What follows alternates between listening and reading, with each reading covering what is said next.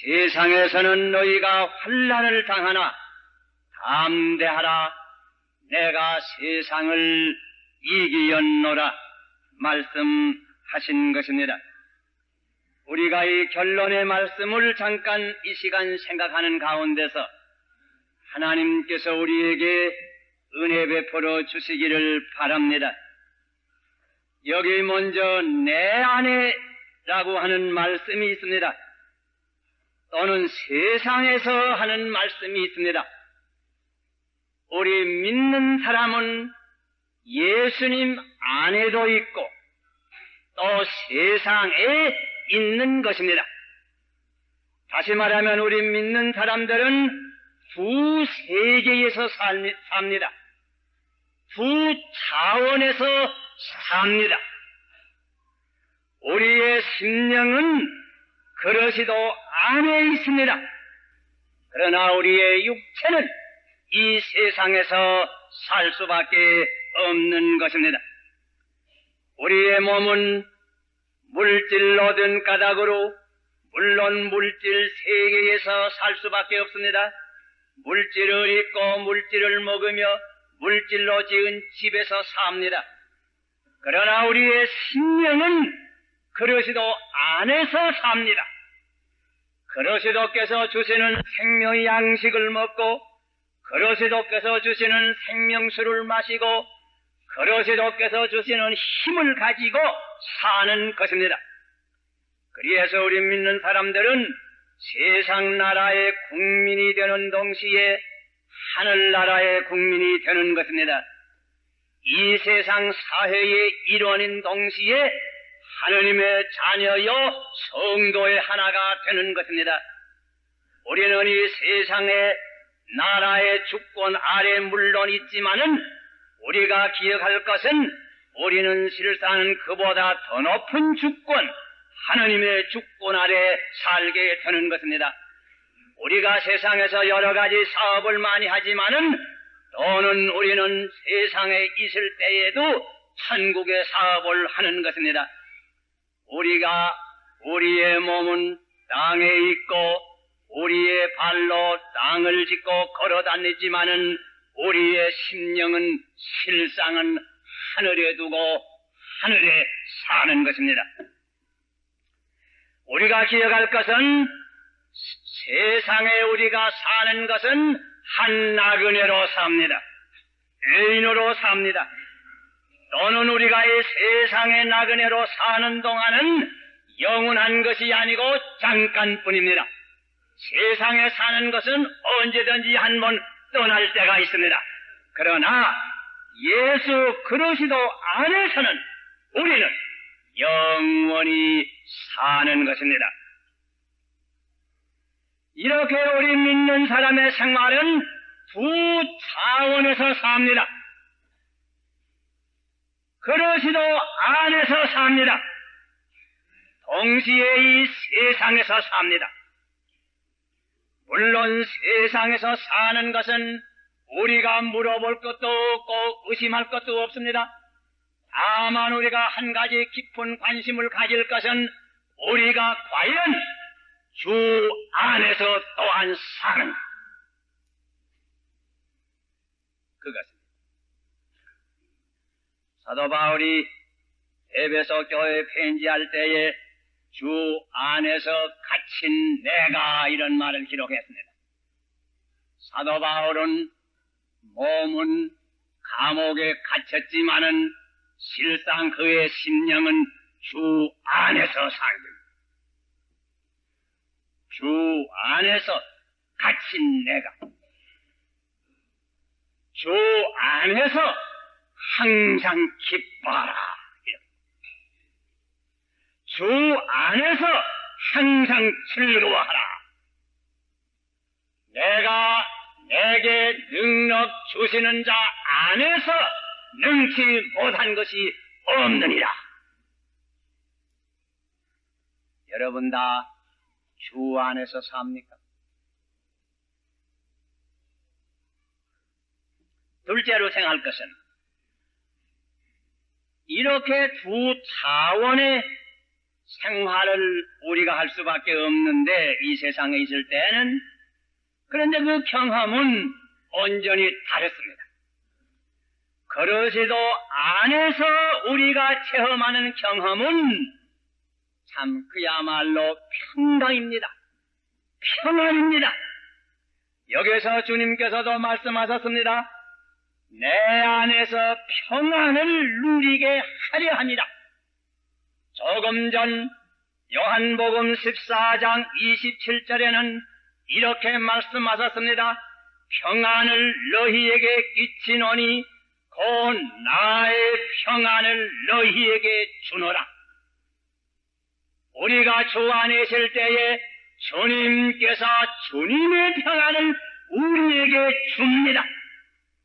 그러므로 우리는 지금도 찬송을 불렀지만은 나 어느 곳에 있든지 늘 마음이 편하다.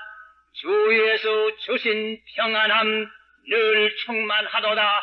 찬송을 부르는 것입니다. 주 안에 있는 나에게 딴 근심 있으랴. 십자가 앞에 나가 내 짐을 풀었네. 이것이 우리 믿는 사람들의 주 안에서의 얻는 경험이올시다. 주 안에는 기쁨이 있을 뿐입니다. 즐거움이 있습니다. 감사가 있습니다.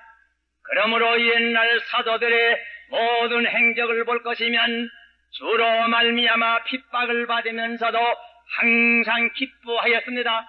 신라와 바울이 빌립보에서 억울한 매를 맞고 깊은 감옥에 갇혀서도 깊은 밤에 찬송을 부른 것입니다. 환난의 밤에도 찬송을 불렀습니다. 순교를 하면서도 감사하면서 순교를 한 순교자의 역사를 우리는 종종 보는 것입니다. 이렇게 주 안에서 얻는 경험은 오직 우리 심령의 평안이 올시다, 즐거움이 올시다, 감사 올시다. 그런데 이 세상에는 어떠합니까? 여기 주님께서 분명히 말씀하셨습니다. 이 세상에서는 너희가 환난을 당하나, 이런 말씀을 하셨습니다. 이 세상에서는 환난을 당하겠다고 말씀했습니다. 이 세상에는 본래 환난이 많은 곳입니다. 천재지변이 있고 생로병사의 인생 사고가 있는 것입니다. 우리 믿는 사람들이라고 우리가 회개하고 하나님의 자녀가 되었다고 이 모든 환난이 우리에게는 아주 오지 않는 것이 아닙니다. 우리도 같이 이 환난을 종종 당하는 것이 사실입니다. 그러나 여기에 주님께서 하시는 말씀은 이렇게 보통으로 당하는 환난을 가르치는 것이 아닙니다.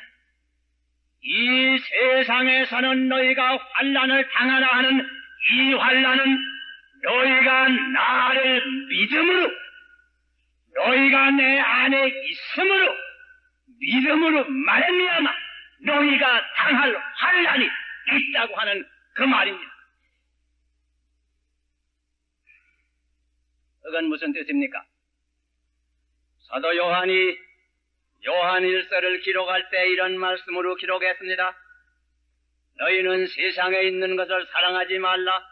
세상에 있는 모든 것은 육신의 정욕과 안목의 정욕과 이생의 자랑이니 다 아버지께로 쫓아온 것이 아니요 세상으로 쫓아온 것이라. 이 세상에는 하나님께로 쫓아오지 아니하고 이 세상으로 쫓아온 것이 많이 있습니다. 곧 악의 세력이 있습니다. 아버지께서는 좋은 씨를 뿌렸지만은 원수는 가라지를 도처에 뿌렸습니다. 이 가라지들이 성하였습니다. 이 악마의 세력은 각계각층에 침투하여 있습니다. 이들의 세상의 생활의 원리는 그리스도께서 가르치는 생활의 원리와는 정반대입니다.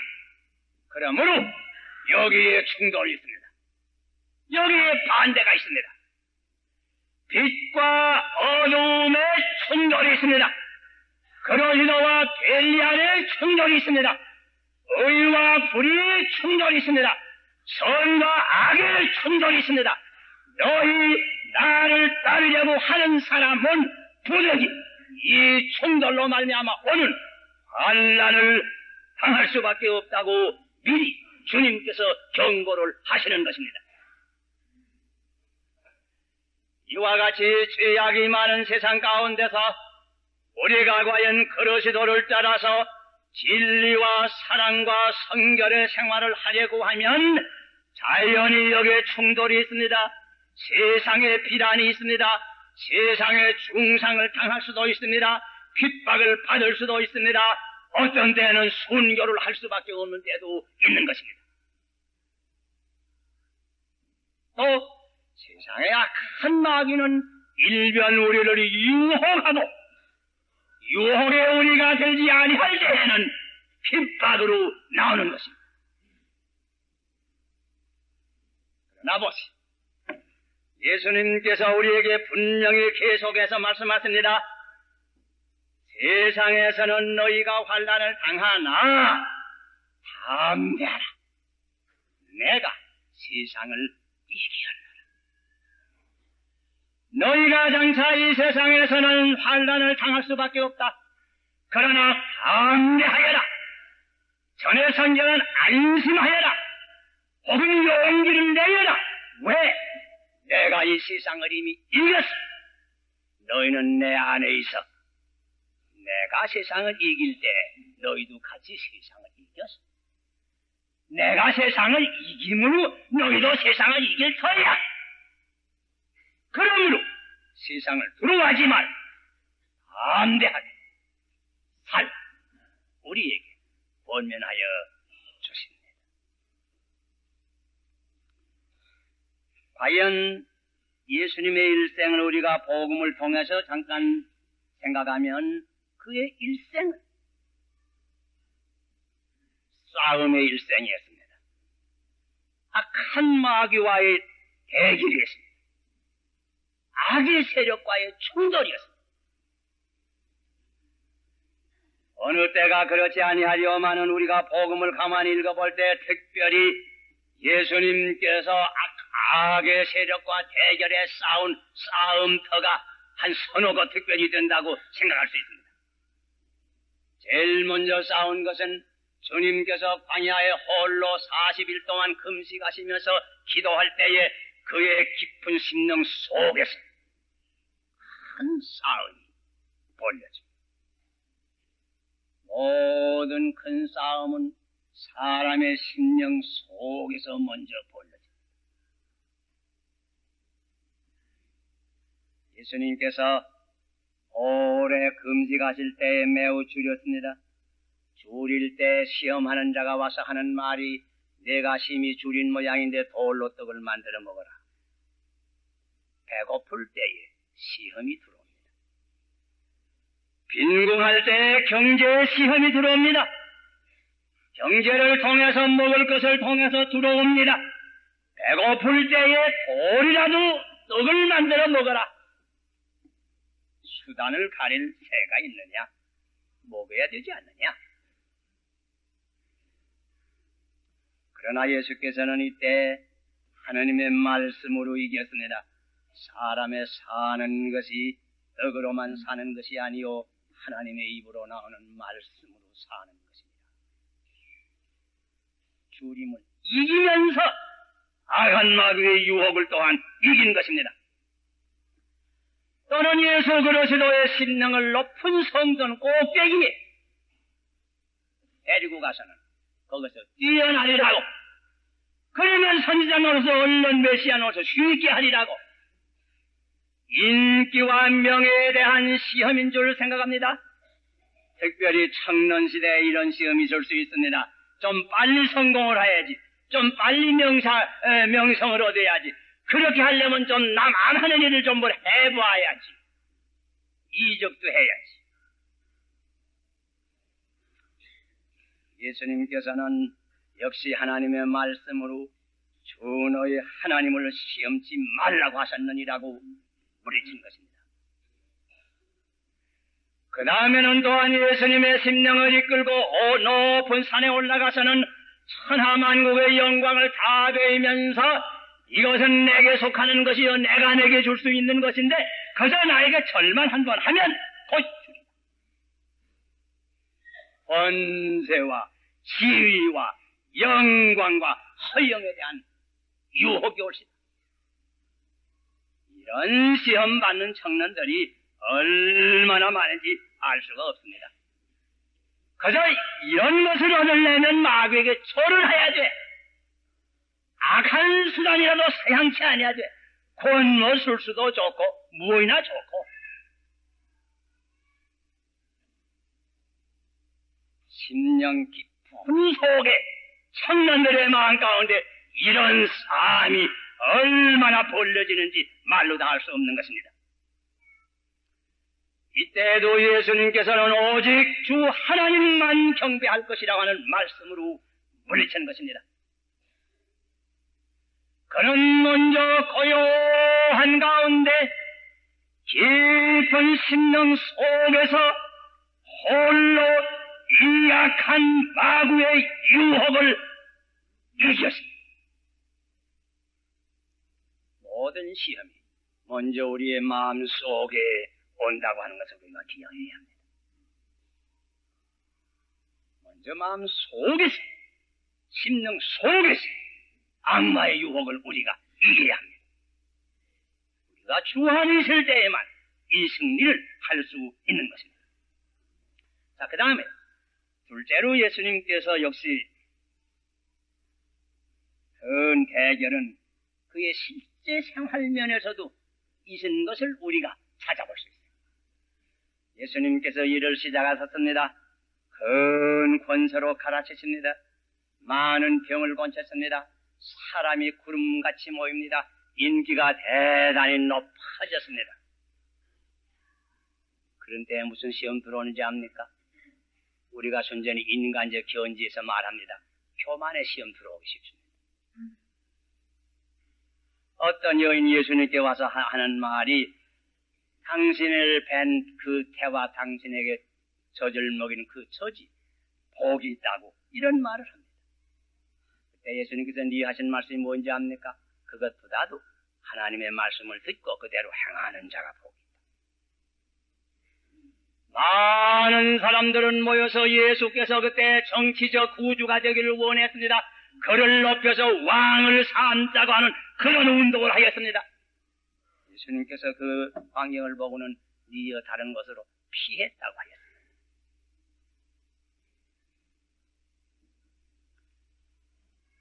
악한 마귀가 이런 면으로 실패할 때 전선을 바꾸어서 그 다음에는 바리새인이나 사두개인 사람들의 마음속에 들어가서 그들의 마음에 시기를 일으켜서 예수 그리스도를 이제는 비난과 공격으로 나오고 안식일을 지키지 아니한다. 율법을 지키지 아니한다. 성전을 회방했다. 하나님을 회방했다. 여러 가지로 비난을 하고 중상을 하고 그가 무슨 이적을 행하는 것은 실상은 바알세불의 악한 마귀의 힘을 빌어서 행한다. 중상을 한 것입니다. 그러나 예수는 이 때문에 자기 자신은 잃지 않았습니다. 가만히 우리가 복음을 읽어볼 것이면 주님께서 어떠한 때 의문을 발한 때가 있습니다. 그러나 언제든지 자기를 중상하거나 자기에게 대한 무엇이 있을 때에 분노한 때를 우리가 찾지 못합니다. 그러시도는 언제든지 욕을 욕으로 갚지 아니하고 악을 악으로 갚지 아니하고 악을 선으로 갚으면서 이긴 것입니다. 마지막에는 악한 마귀는 모든 세력을 동원해서 예수 그리스도를 십자가에 못 박았습니다. 조소가 있습니다. 희롱이 있습니다. 십자가의 고통이 있습니다. 이와 같은 사망의 고통이라도 그리스도의 사랑을 이기지는 못했습니다. 그는 십자가 위에서 그들을 못 박는 사람을 위해서 죄를 사해달라고 기도를 하였습니다. 미움을 사랑으로 이기었습니다. 정복했습니다. 악을 선으로 이겼습니다. 이 악한 마귀의 세력은 예수 그리스도를 십자가에 못 박음으로 처음에는 자기가 승리한 줄을 알았습니다. 그러나 실상은 이 십자가를 통해서 하나님의 뜻이 이루어졌고 만민의 죄를 대속하게 되었고 실상은 악마의 한 일이 하나님의 일을 이루어진 것뿐입니다. 결국은 십자가에서 악마는 온전히 실패를 당하고 말았습니다. 의와 불의의 대결을 보면 항상 그렇습니다. 어떤 때는 불의한 사람들이 이기는 것 같습니다. 그러나 그 후에 지나보면 실상은 그 사람들이 지는 겁니다. 하나님께서는 언제든지 그를 사랑하고 태감을 입은 사람에게 있어서는 모든 일에 합동하여 선을 이루게 해주시고 승리로 이끌어 주시는 것입니다.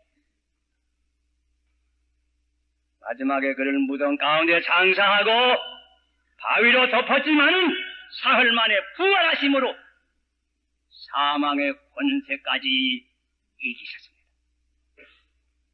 이렇게 우리 주님은 모든 유혹과 모든 비난과 모든 중상과 사망의 권세까지도 이기신 승리의 주님이옵시다. 이미도 말했지만은 우리 주님의 승리는 우리 믿는 자의 승리옵시다.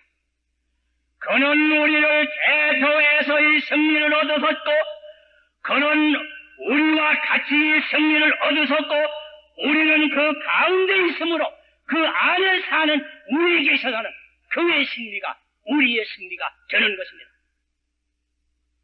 그가 먼저 세상을 이기었으므로 우리도 그와 같이 세상을 이길 수가 있는 것입니다. 그러므로 주님께서 너희가 세상에서 환난을 당하나 담대하라. 내가 세상을 이기었노라. 누구든지 주 안에 있으면 세상을 이길 수 있습니다. 여러분이 예배당 뜰 안에 제가 사는 집들 안에 아주 오랜 은향나무들을 보시죠. 아마 여러 백 년 된 것 같습니다. 여러분 그 은향나무를 가만히 보면 여러분 은향나무 그 전체를 봅니까? 그렇지 않아요. 여러분이 보는 그 은향나무는 절반만 봅니다. 이 땅 위에 있는 부분 절반만 봅니다. 실상 그 절반은 어디 있는지 압니까? 깊이 땅 속에 있습니다. 그 뿌리가 그만큼 땅 속에 있습니다. 그래서 아무리 바람이 불어도 그 적은 가지는 조금 흔들리지만은 결코 넘어지는 일이 없습니다. 왜? 그 속에 깊이 뿌리가 되니까. 참으로 신앙생활을 하는 사람이 어떤지 압니까? 그 은향나무와 같습니다. 우리가 이 세상에 삽니다. 우리 육신을 가지고 세상에 삽니다. 그러나 우리는 세상에만 사는 거 아닙니다. 보이지 않는 우리의 뿌리를 그릇이도 안에 깊이 두고 사는 것입니다. 세상에는 환난이 옵니다. 세상에는 유혹의 바람이 옵니다. 세상에는 시험의 바람이 옵니다. 호흡인데 좀 다소 흔들릴 수 있습니다. 그러나 결코 넘어지지 아니합니다. 왜? 우리 인격의 깊은 뿌리는 그릇이도 안에 있는 가장.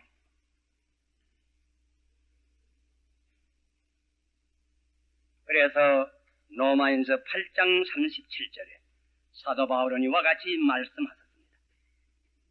우리를 사랑하시는 이로 말미암아 우리가 넉넉히 이기느니라.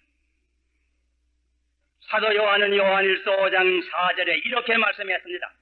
대저 하나님께로서 난 자마다 세상을 이기느니라.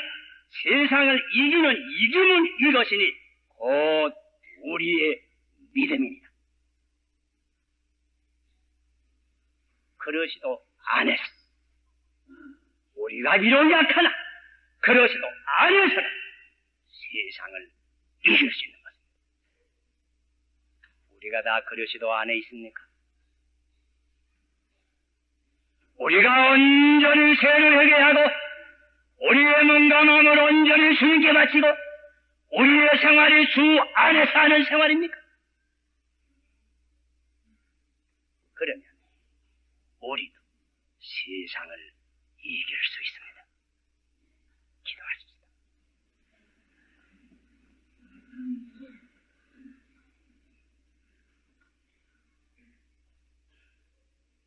세상의 모든 유혹과 죄악과 사망의 권세까지 이기신 승리의 주님이시여, 이 시간 저희들 각 사람 마음속에 은혜를 베풀어 주셔서 우리 하나하나가 주님 안에 살 수 있는 축복을 더하여 주시옵소서. 그리해서 우리가 주님 안에서 항상 마음의 평안을 누리고 이 세상에서 비록 환난을 당하나 주님의 승리로서 또한 승리할 수 있는 용감하고 담대한 신앙을 허락하여 주시옵소서. 우리 가운데 한 사람이라도 악한 유혹을 받아서 세상에 이끌리어서 시험 중에 들어가는 이가 있습니까? 혹은 심령 속에 홀로 남몰래 투쟁하는 이가 있습니까? 이제 주님께서 이와 같은 심령을 붙들어 주시고 승리의 주님이 같이 싸워주셔서 모든 시험을 이기고 담대히 세상을 승리하고 사는 아버지의 아들과 딸들이 되게 하여 주시옵소서. 예수님 이름 받들어 기도하옵나이다.